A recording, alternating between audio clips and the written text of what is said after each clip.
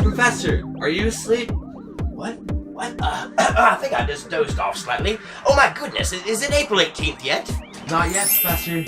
Oh good, because I have some last minute calculations and preparations, because on April 18th, I'm gonna be at Polser Elementary in Carrollton, Texas. That's right, students, I'm coming to your school.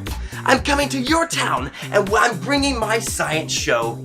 All right, now, until then, I want you to continue to work hard and be excited and be energized, because we're gonna explore amazing science experiments together.